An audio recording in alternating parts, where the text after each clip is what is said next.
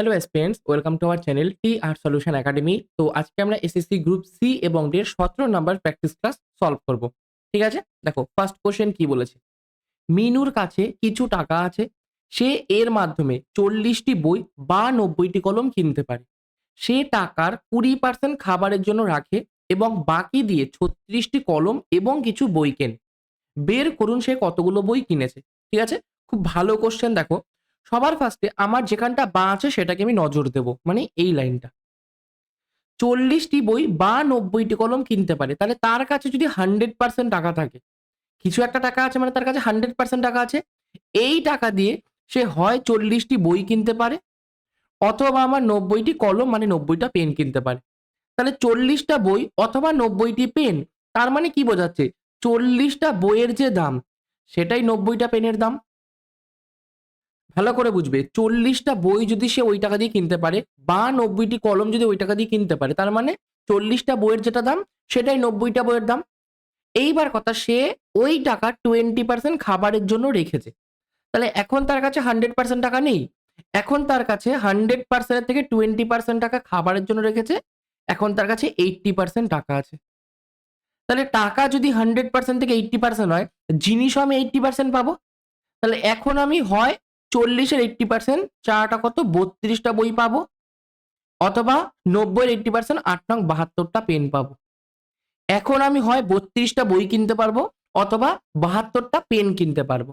এখানে বলেছে বাকি দেশে 36টা কলম কিনেছে, তাহলে 72টা পেন কেনার কথা ছিল আমার 100% টাকা দিয়ে। ওখান থেকে আমি 36টা পেন কিনে ফেলেছি।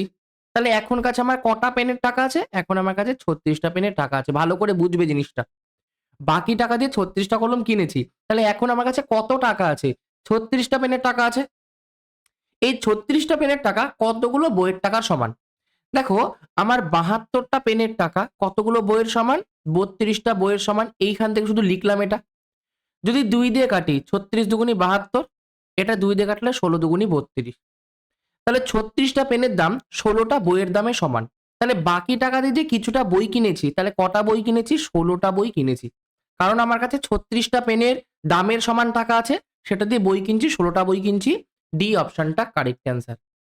আশা করি বুঝতে পেরেছো প্রত্যেকে। যদি কেউ না বুঝে থাকো সেটা কমেন্টে জানিও। ওকে, নেক্সট।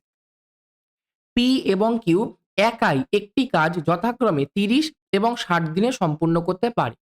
আর 40% কাজ 2x দিনে সম্পূর্ণ করে এবং অবশিষ্ট কাজ পি এবং কিউ একসাথে x দিনে সম্পূর্ণ করে। কিউ এবং আর একসাথে কাজ করার সময় কাজটি সম্পূর্ণ করতে কত সময় নেয় তা নির্ণয় করো। ওকে, যারা যারা সলভ করছে একটু ট্রাই করো, মানে ভিডিওটাকে পজ করে একটুখানি ট্রাই করো। ওকে, আমি শুরু করছি। পি পি একটা কাজ কত দিনে করে? 30 দিনে করে। কিউ একটা কাজ কত দিনে করে? 60 দিনে করে। এখান দিয়ে টোটাল বার 30 আর 60 এর লসাগু 60, তাহলে 30 দুগুণে 60, 60 একে 60। এফিসিয়েন্সি পি এর 2 ইউনিট, এফিসিয়েন্সি কিউ এর 1 ইউনিট। ওকে, এইবার আর 40% কাজ করেছে, অবশিষ্ট কাজ পি আর কিউ করছে। আচ্ছা, 40% কাজ যদি হয়ে যায় তাহলে অবশিষ্ট কতটা কাজ থাকে? 60% কাজ থাকে। টোটাল ওয়ার্ক আমার 60 ইউনিট, তার মধ্যে 40% হয়ে গেছে, তাহলে এখন 60 ইউনিটের 60% কাজ রয়েছে। মানে কত? দুটো জিরো কেটে গেল, 6 6 36। এখন আমার কাছে 36টা কাজ রয়েছে। এই 36টা কাজ পি আর কিউ এক্স দিনে করছে। আচ্ছা, আমি বের করে দেখি পি আর কিউ কত দিনে 36টা কাজ করে। ওকে, পি যদি দুটো কাজ করে, কিউ যদি একটা কাজ করে, ওরা দুজনে মিলে একদিনে কটা কাজ করবে? 3টে কাজ করবে। দুজনে মিলে যদি 3টে কাজ একদিনে করে, তাহলে 36টা কাজ কত দিনে করবে? 36/3 দিনে। তাহলে 3 বারং 36, 12 দিনে করবে। তার মানে এক্স এর ভ্যালু পেয়ে গেলাম 12। এইবার আর 40% কাজ 2x দিনে করে। 2x এর ভ্যালু কত? 2 গুণ 12 মানে 24 ইউনিট। ওকে, আচ্ছা, আর তাহলে 40% কাজ 24 দিনে করে। 40% কাজ মানে কি? 60 ইউনিটের 40% কাজ। 60 এর 40% কত হয়? 60 এর 40% 4 6 24, 24 ইউনিট। 60 এর 40% 24 ইউনিট হয়। তাহলে আর এই 24 ইউনিট কাজ 24 দিনে করে। আর যদি 24 ইউনিট কাজ 24 দিনে করে, তাহলে একদিনে কতটা কাজ করবে? 24/24 কাটাকাটি করলে 1 ইউনিট। তাহলে আর এর এফিসিয়েন্সি কত? আর এর এফিসিয়েন্সিও 1, এটা মুছে দিই। 3 জনের এফিসিয়েন্সি পেয়ে গেলাম। পি এর 2 ইউনিট, কিউ এর 1 ইউনিট, আর এরও 1 ইউনিট করে এফিসিয়েন্সি। এবার বলেছে যদি কিউ আর আর একসাথে কাজ করে, কিউ আর আর যদি একসাথে কাজ করে তাহলে একদিনে কটা কাজ করবে? কিউ একটা আর একটা, তাহলে কিউ প্লাস আর মিলে দুটো কাজ করবে একদিনে। তাহলে তারা দুটো কাজ একদিনে করে। তাহলে কাজ করার সময় ওই কাজটি সম্পূর্ণ কত সময় লাগবে? ওই কাজটি মানে এই 60টা কাজ করতে কিউ আর আর এর কতদিন লাগবে? কিউ আর আর দুটো কাজ একদিনে করে, তাহলে 60টা কাজ 60/2 দিনে করবে, মানে 30 দিনে করবে। সি অপশনটা কারেক্ট অ্যান্সার। ওকে? নেক্সট, এক ব্যক্তি সরল সুদে কিছু টাকা ধার নেন। 20 বছর পর সরল সুদের পরিমাণ ধার করা রাশির এত অংশ হবে। তাহলে বার্ষিক সরল সুদের হার কত? আচ্ছা, সরল সুদটা রাশির এত অংশ হবে, যেইটা আমার মূলধন সেই মূলধনের এত অংশ হবে। তাহলে একটা আমি বের করতে পারি, এই যে অংশটা এটা কত পার্সেন্ট সেটা আমরা আগে বের করে নিতে পারি। 18/5 কত পার্সেন্ট ইন্টু 100%? তাহলে 5 কুড়ি 100, 18 দুগুণি 36, 360%। তাহলে আমি 360% সরল সুদ পাচ্ছি। 360% আমি সরল সুদ পাচ্ছি কত বছরে? 20 বছরে পাচ্ছি। 20 বছরে যদি আমি 360% সরল সুদ পাই, তাহলে বার্ষিক সুদের হার কত? 360/20, কাটাকাটি করলে 18 দুগুণে 36, তাহলে বার্ষিক সুদের হার 18%, মানে বি অপশনটা কারেক্ট অ্যান্সার। ওকে? আচ্ছা, কেউ যদি ভাবো আমি এইভাবে করব না, আমি নরমালি ওই PRT/100 এর ফরম্যাটে করব। আচ্ছা, তাহলে ইন্টারেস্ট সমান সমান PRT/100। এখানে ইন্টারেস্ট কত? এত অংশ। যদি মূলধন আমার 1 অংশ হয় তাহলে ইন্টারেস্ট আমার এত অংশ। তাহলে 18/5 interest, principal 1, rate of percent জানি না, টাইম আমার 20 বছর, বাই 100। 20 দিয়ে করলে 5, এই 5 কেটে গেল, তাহলে আর এর ভ্যালু কত? 18। আর এর ভ্যালু 18%, মানে বি অপশনটা কারেক্ট অ্যান্সার।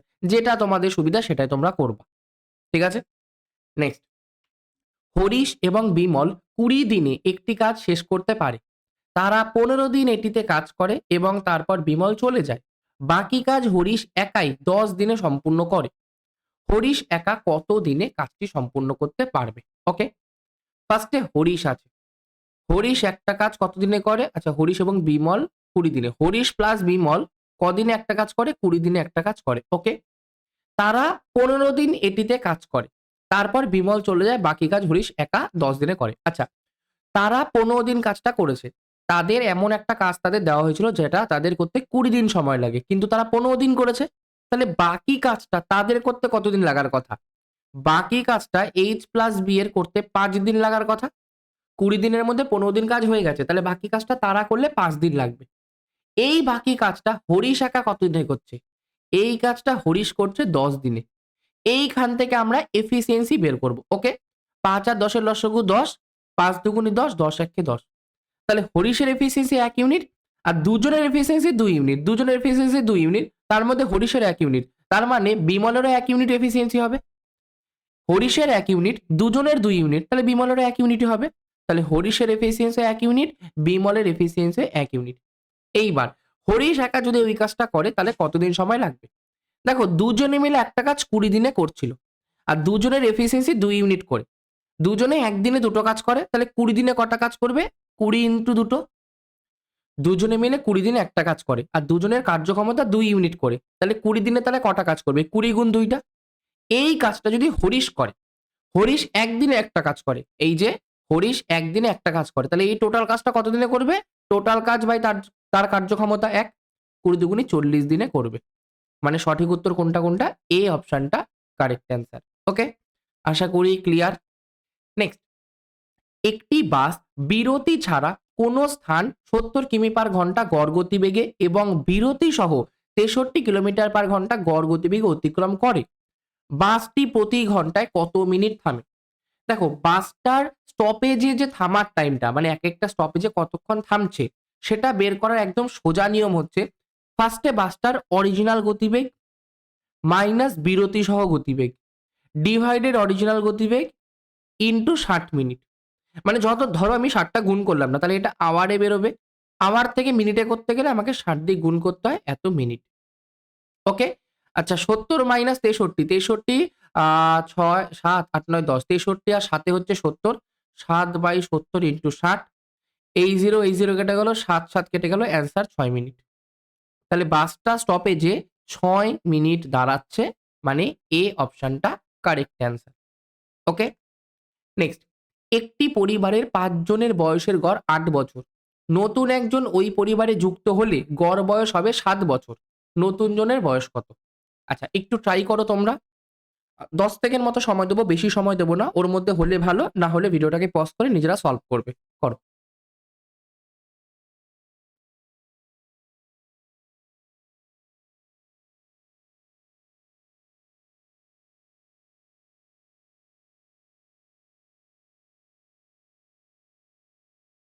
ওকে? দেখো, একটি পরিবারের ৫ জনের বয়সের গড় ৮ বছর। ৫ জনের গড় বয়স ৮ বছর। ৫ জনের গড় বয়স ৮ বছর। তাহলে ৫ জনের বয়সের সমষ্টি কত? ৫ আর ৪০ বছর। হয়ে গেল। নতুন একজন ওই পরিবারে যুক্ত হয়েছে। তাহলে ৫ জনের জায়গায় এখন ৬ জন হয়ে গেছে। ৬ জনের গড় বয়স ৭ বছর। ৬ জনের গড় বয়স আমার ৭ বছর। যদি ৬ জনের গড় বয়স ৭ বছর হয়, তাহলে ৬ জনের মোট বয়স কত? ৬ ৭ টা ৪২ বছর। তাহলে নতুন জনের বয়স কত? দেখো, আগে আমার মোট বয়স ছিল ৪০ বছর। এখন মোট বয়স হয়েছে ৪২ বছর। তাহলে কত বছর যোগ হয়েছে? ২ বছর যোগ হয়েছে। তাহলে নতুন যে এসছে তার বয়স ২ বছর। এই অপশনটা কারেক্ট অ্যান্সার। ঠিক আছে? অনেকেই ভাবে এটাকে ডেভিয়েশন পদ্ধতিতে করার কথা। এটা খুব একটা কঠিন অঙ্ক না যে তোমাদের ডেভিয়েশনে যেতে হবে। ওকে? নেক্সট, দুটি গাড়ির গতির অনুপাত 5:7। প্রথম গাড়িটি যদি ৪ ঘন্টায় ২০০ কিলোমিটার চলে, তাহলে দ্বিতীয় গাড়ির গতি কত হবে? ওকে? ট্রাই করো একটুখানি ভিডিওটাকে পজ করে।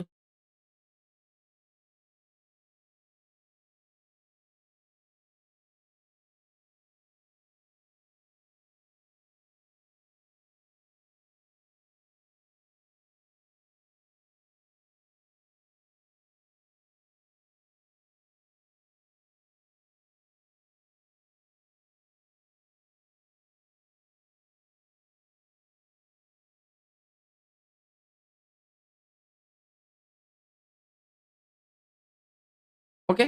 দেখো, সবার ফার্স্টে কি করব? দুটো গাড়ির অনুপাত 5:7 দিয়ে দিয়েছে। প্রথম গাড়িটা ৪ ঘন্টায় ২০০ কিলোমিটার যায়। আচ্ছা, এটা হচ্ছে স্পিডের রেশিও, গতিবেগের অনুপাত। তাহলে সবসময় আমরা গতিবেগটাকে আগে বের করে নেব। প্রথম গাড়িটা ৪ ঘন্টায় ২০০ কিলোমিটার যাচ্ছে। তাহলে ১ ঘন্টায় কত যাবে? ২০০/৪। তাহলে ৪ ৫ ২০, ৫০ কিলোমিটার। তাহলে গতিবেগ ৫০ কিলোমিটার পার ঘন্টা। দেখো, এখানটা প্রথম গাড়ির গতিবেগ ৫ ইউনিট। আর আমাকে কোশ্চেন দিয়ে দিয়েছে প্রথম গাড়ির গতিবেগ ৫০ কিমি পার ঘন্টা। তাহলে ৫ ইউনিট যে, এর ভ্যালু ৫০ কিমি পার ঘন্টা। তাহলে ৫ কে কত দিয়ে গুণ করছি? ১০ দিয়ে গুণ করছি। তাহলে দ্বিতীয় গাড়ির গতি কত হবে? ৭ এরও ১০ গুণ হবে। তাহলে ৭০ কিমি পার ঘন্টা হবে। তাহলে অ্যান্সার কোনটা? সি অপশনটা কারেক্ট অ্যান্সার। ওকে? নেক্সট, দুটি সংখ্যার গসাগু এবং লসাগু যথাক্রমে ১৭ এবং ১৬৮৩। যদি একটি সংখ্যা ১৫৩ হয়, তবে অন্য সংখ্যাটি কত? ট্রাই করো।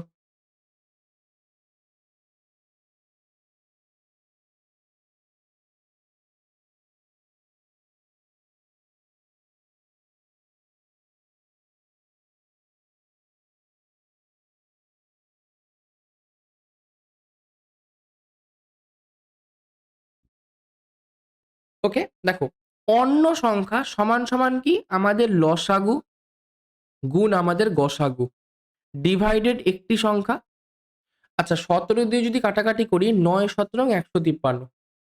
আর ৯ দিয়ে যদি করি ৯ ১ কে ৯, কত হলো? ৭৮। ৮ নং ৭২, ৬৩। ৭ নং ৬৩। ১৮৭ কারেক্ট অ্যান্সার। বি অপশনটা সঠিক উত্তর। ওকে? নেক্সট, √৭২ মাইনাস √৭২ মাইনাস √৭২ মাইনাস করে ডট, ডট করে চলতেই আছে। যখন এরকম কোনো সিরিজ হয়, ২ রকম সিরিজ হয়। একটা হয় x plus √x plus √x plus dot, dot করে চলতেই আছে। আরেকটা হয় x minus √x minus √x minus করে ডট, ডট করে চলতেই আছে। এই দুটো কন্ডিশন হয়। তোমার যাই কন্ডিশনই বলুক, সবার আগে এখানে ৭২, ৭২, ৭২ আছে তো? তুমি ৭২ টাকে পরপর দুটো সংখ্যার গুণফল আকারে আগে ভাঙাবা। কি হবে? ৮ নং ৭২, পরপর দুটো সংখ্যার গুণফল আকারে লিখতে হবে। ৮ নং ৭২। এবার দেখবে এখানে মাইনাস আছে নাকি প্লাস আছে। যদি প্লাস থাকে, কি হলো? যদি প্লাস থাকে তাহলে বড় সংখ্যা নেবা, যদি মাইনাস থাকে তাহলে ছোট সংখ্যা নেবা। এখানে মাইনাস আছে, তাহলে ৮ আমাদের কারেক্ট অ্যান্সার হবে। আর যদি প্লাস থাকতো তাহলে ৯ কারেক্ট অ্যান্সার হতো। ওকে? নেক্সট করো। কোন সংখ্যার 60% এর ৭৫% এর ৬৬.৬৬% হলো 1152। ওই সংখ্যার 33.33% মান কত?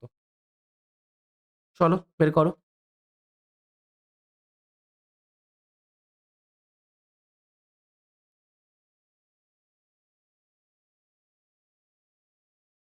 ওকে, দেখো কোন সংখ্যার ধরে নিচ্ছি সংখ্যাটা হলো এক্স, ধরে নিচ্ছি সংখ্যাটা হলো এক্স, এক্স এ 60%, 60% মানে কত?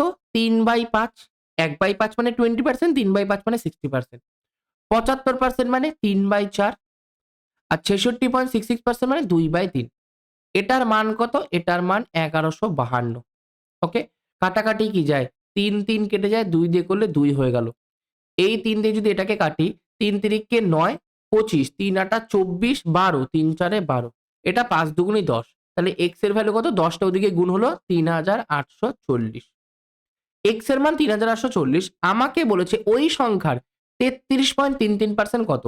সংখ্যাটা 3840, তার 33.33 মানে 1/3 টার মান কত? 33.33% এর ফ্র্যাকশনাল ভ্যালু 1/3।